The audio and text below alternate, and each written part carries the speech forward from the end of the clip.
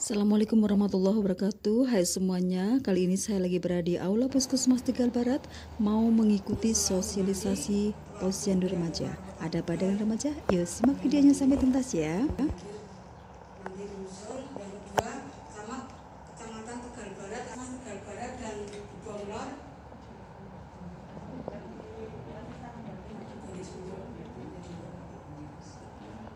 Lurah sewilayah Kecamatan Tegal Barat, Ketua PKK Kelurahan sewilayah Kecamatan Tegal Barat, Kepala Seksi Kesga dan Gizi Dinas Kesehatan Kota Tegal, serta seluruh peserta sosial. Posyandu bayi, balita maupun lansia sama, tetapi ini hanya sasarannya, kemudian kadernya, kegiatannya yang berbeda. Nanti untuk meja 1, 2, 3, 4, 5 sama seperti itu ya. Tadi sudah disampaikan oleh Ibu Kabit tentang kenapa sih ada posyandu remaja. Remaja tadi sudah disampaikan bahwa banyak permasalahan yang ada di diri remaja. Tentunya Bapak Ibu yang rawuh pada pagi hari ini sudah punya putra semua yang usianya usia remaja. Banyak ya Bapak Ibu, saya lihat dari kacamata saya ini sepertinya Bapak Ibu sudah punya putra antara umur 10 sampai 18 tahun. Oh, ada yang sudah punya cucu. Jadi sudah tahu betul. Apalagi ini ibu-ibu sudah tahu betul permasalahan apa sih yang ada di remaja. Saya atau ibu-ibu yang hadir di sini, kita kan punya anak yang usia remaja. Tentunya banyak disampaikan keluhan-keluhan. Kalau ke bapak dan ke ibu mesti keluhannya beda. Kalau Pak Lurah dikeluhi anak-anak apa biasanya Pak? Sanggung Pak, HP-ne kanyaro. Lainnya Bu, tentang dia sendiri. Ya. Mungkin kalau yang sudah kalau buat anak-anak itu pembelajaran di Jadi mungkin banyak permasalahan yang disampaikan ini terutama ke ibu. Kebetulan saya anaknya laki-laki semua Bapak Ibu. Dari pacar, Bu, konsultasinya ke saya, tidak ke bapaknya. Kalau ke bapaknya, ya paling itu tadi, minta uang, minta ganti HP. Tetapi kalau yang ke dirinya sendiri tentang pribadi. Waalaikumsalam warahmatullahi wabarakatuh.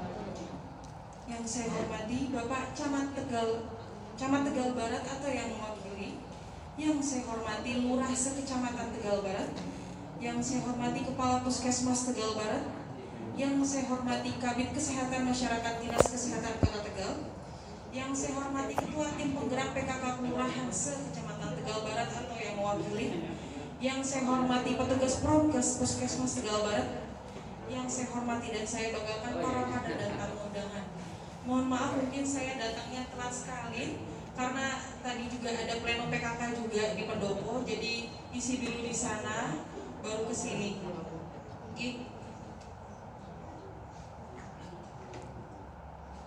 Peran PKK dalam upaya kesehatan bersumber daya masyarakat atau UKBM. Apa itu upaya kesehatan bersumber daya masyarakat atau UKBM?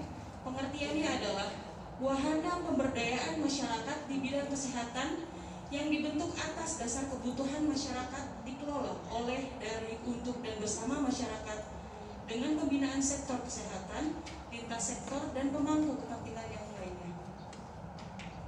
Pemberdayaan secara umum merupakan suatu upaya atau proses untuk menumbuhkan kesadaran, kemauan masyarakat dalam rangka mengenal, mengatasi, memelihara, dan melindungi serta meningkatkan kesejahteraan mereka sendiri. Melalui pemberdayaan masyarakat di bidang kesehatan, diharapkan masyarakat mampu mengatasi sendiri masalah kesehatan mereka secara mandiri. Juga menyangkut kemampuan untuk memelihara, melindungi diri baik individual, kelompok maupun masyarakat dari ancaman kesehatan. UKBM merupakan wujud nyata peran masyarakat dalam pembangunan kesehatan. Diharapkan dengan berkembang ke arah bentuk yang ideal, yakni bentuk yang lestari, mandiri, ditopang dengan kemampuan perorganisasian serta pendanaan oleh masyarakat. Kesehatan bukan semata-mata ditanggung oleh pemerintah atau lembaga kesehatan lainnya, tetapi juga merupakan tanggung jawab masyarakat, bahkan ditanggung oleh setiap orang. Bahwa diketahui dari PKK itu sendiri kita punya Pokja 1. Nah, biasanya di kelurahan itu punya kegiatan Pick Air. Apakah Pick Air di setiap kelurahan itu sudah berjalan atau tidak? Nah, jika Pick Air itu berjalan, kita bisa mengajak para pemuda yang ada di Pick Air itu untuk mengenalkan adanya posyandu remaja, karena untuk sekarang ini remaja untuk lifestyle hidupnya sudah berbeda seperti zaman dahulu, karena dari pola style hidup kurang berolahraga, dari makanan-makanan yang dikonsumsi juga makanan-makanan siap saji. Terus banyak sekali mereka dengan lifestyle yang kurang bagus. Contohnya mereka masih kecil-kecil sudah mulai merokok. Nah, dari posyandu remaja ini bukan hanya untuk rehabilitatif saja, tapi promotif untuk memperkenalkan sosialisasi tentang kesehatan, bahayanya merokok, bahayanya menggunakan narkoba, bahayanya free sex dan lain-lain. Di situ kita bisa memperkenalkan. Saya udah ngekolin anak saya tinggi-tinggi, mereka pasti paham, belum tentu Bu. Karena dari itu kita harus bisa mendekatkan diri kepada anak-anak, lalu memberikan sosialisasi dengan posyandu remaja. Lalu jenis-jenis UKBM itu sendiri, posyandu, balita dan remaja dan lansia. Posyandu pembinaan terpadu atau Posbindu, pos usaha kesehatan kerja atau UKK, pos kesehatan pesantren dan lain-lain. Nah, kegiatan posyandu dilakukan setiap sebulan sekali. Kegiatannya ada KB, ada penimbangan dan tumbuh kembang anak untuk mengetahui apakah berat badan anak setiap bulannya itu sesuai dengan targetnya atau tidak, dan ada sosialisasi tentang kesehatan, memberikan vitamin A dan imunisasi sesuai usianya.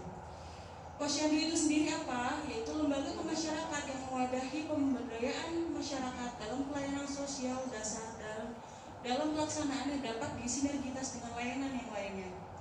Secara kelembagaan merupakan lembaga kemasyarakatan desa maupun kelurahan. Sasarannya adalah seluruh masyarakat, terutama pada anak usia dini, bayi, ibu hamil, ibu nifas, ibu menyusui, posyandu balita remaja, posyandu remaja lansia, posyandu lansia. Kegiatan utamanya adalah pengukuran tinggi badan, berat badan, lila untuk menemukan status gizinya, pemberian imunisasi pada balita, KB pada pus, pemberian tablet pendambah darah pada remaja putri, penanggulangan diare pada anak, screening penyakit yang tidak menular pada remaja dan lansia, penyuluhan dan konseling. Nah, di sini salah satu kegiatan-kegiatan yang ada di posyandu.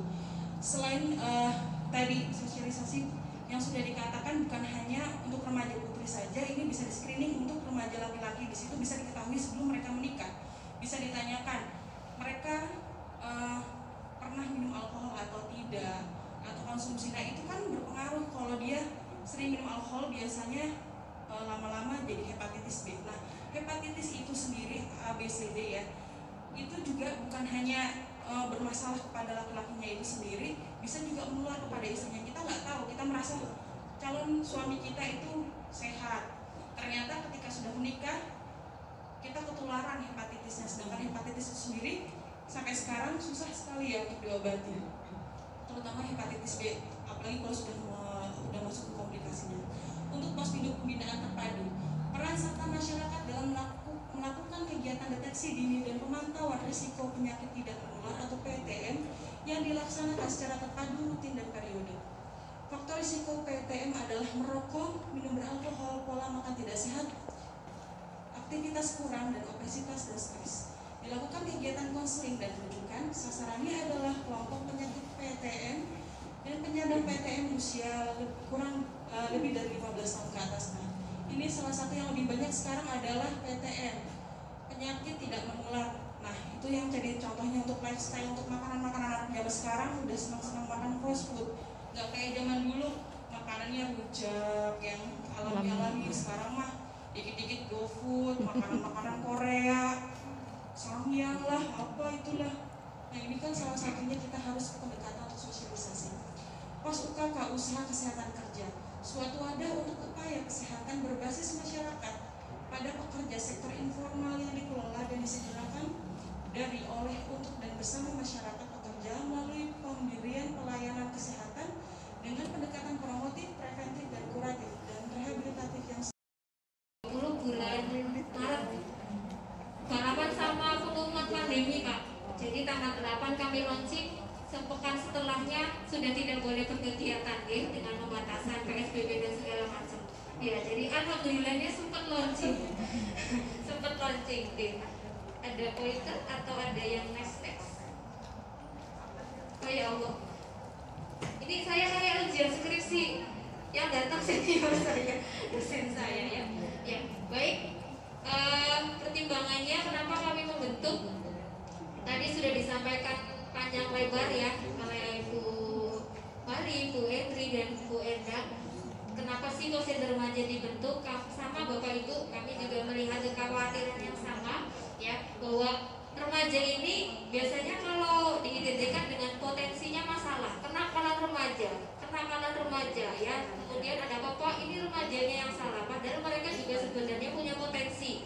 Jadi mereka sama-sama ya bisa jadi potensi masalah, tapi juga menjadi potensi pemecah masalah. Ya, jadi kita akan merubah mindset kita bahwa remaja ini potensi, tinggal bagaimana kita memanage-nya, ya, seperti itu. Jadi karena mereka punya banyak potensi dan juga faktor risiko, sedangkan minim mereka mendapatkan pelayanan kesehatannya sangat minim.